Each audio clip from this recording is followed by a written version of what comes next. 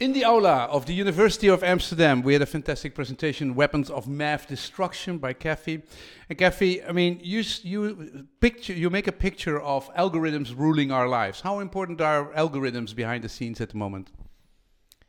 I mean, as an American, I would say they're extremely important. There's an algorithm that determines where we go to college, if we get a job, whether we get a raise, how we are scheduled at our jobs, whether we get a mortgage or a loan or a credit card.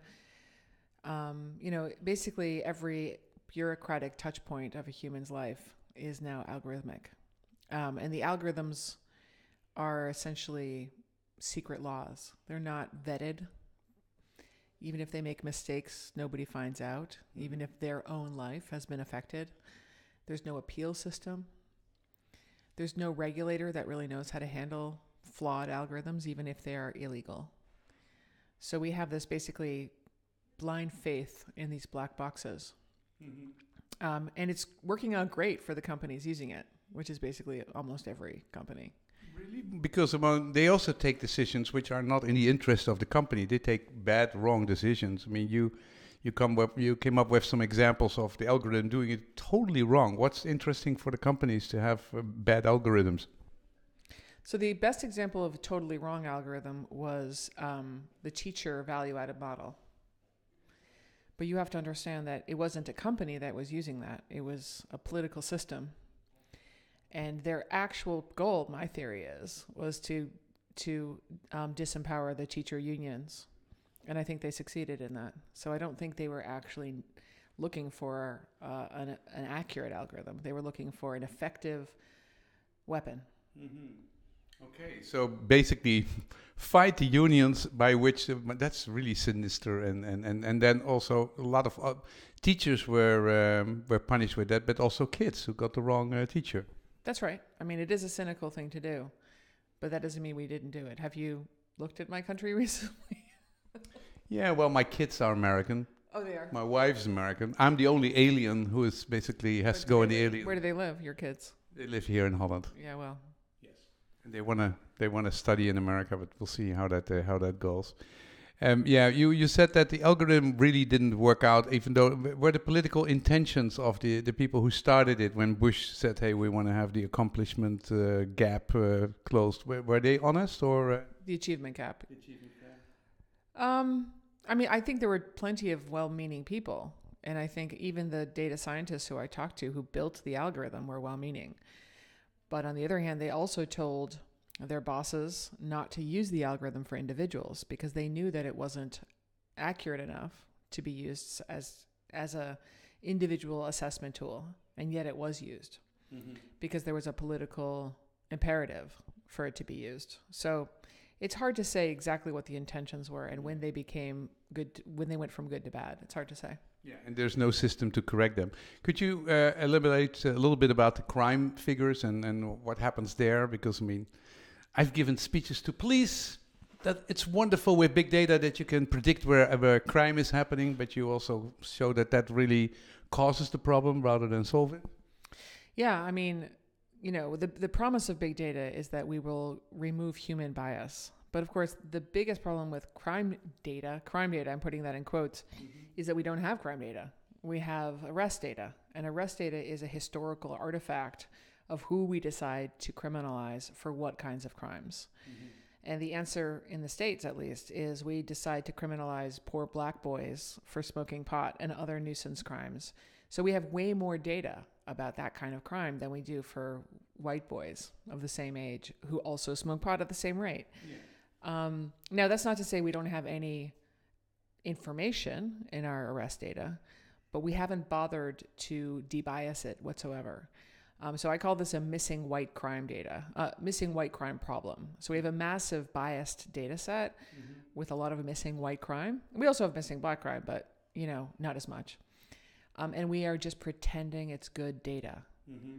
And when we do that, which is a way of losing integrity as statisticians, when we do that, what we end up doing is replicating this biased policing system. We end up sending the cops back to those same over-policed neighborhoods. But now, instead of calling it broken windows and having some stupid theory about it, we call it science. All right, scary stuff. What can we do about it? Well, the first thing we need to do is stop trusting algorithms. Okay, you heard that. Stop trusting the computer and the outcome of the computer. Yeah, It's hard. We call it data science, but let's turn it into a science. So that means if you make a claim, you need to back it up with evidence. And an algorithm is a claim. Is a claim that you can predict the future on a rational way based, and that it functions the way you say it is supposed to function. Right. So the kinds of questions you should be asking for evidence for are things like, for whom does this fail? Does it fail more often for blacks than for whites? Does it fail more often for women than for men? And then when it fails, how much suffering does it cause? Now, to be clear, I don't care about most algorithms. Mm-hmm. I only care about algorithms that when they fail, they cause suffering. Mm-hmm. Or when they succeed, they cause suffering. That's another possibility. In other words, I only care about algorithms that are potentially destructive to society and to individuals. Most algorithms don't have that kind of power. But we do give quite a few algorithms the power like that. And for those algorithms, we need to really study them instead of trusting them. Yeah. You were telling us what we feel, when algorithms fail, like in the financial world, we all suffer. Yes. And some algorithms, individuals suffer. What is the difference? Well, the difference is that when the financial crisis happened, we all noticed, and it affected a broad swath of humans. Not everyone, but a lot.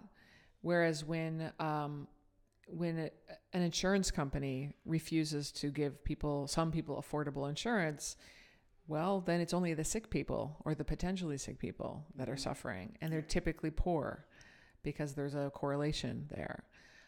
So they're basically politically powerless, and they don't know about each other. Mm-hmm. If I was denied insurance unfairly and some guy over in the next neighborhood was also denied insurance unfairly, how am I ever going to find that person out? How are we ever going to unionize? How are we going to ever we don't even know it was unfair to us because it's all private and secret. Yeah.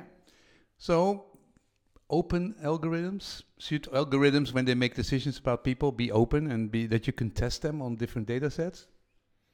That's an option that only a very few people could actually go through. So what I'm really calling for is a kind of FDA federal regulator for algorithms whose job it is to do that kind of testing. Who would be able to set up a system like that? Would local governments be able to do that? If you compare them to the knowledge they have and the power they have compared to the companies? Not yet. We have to develop a methodology. That's one of the things I'm doing now with my new auditing company. Mm-hmm. You have an auditing company which audits algorithms. What kind of points? What kind of test points do they have? How do they check them out?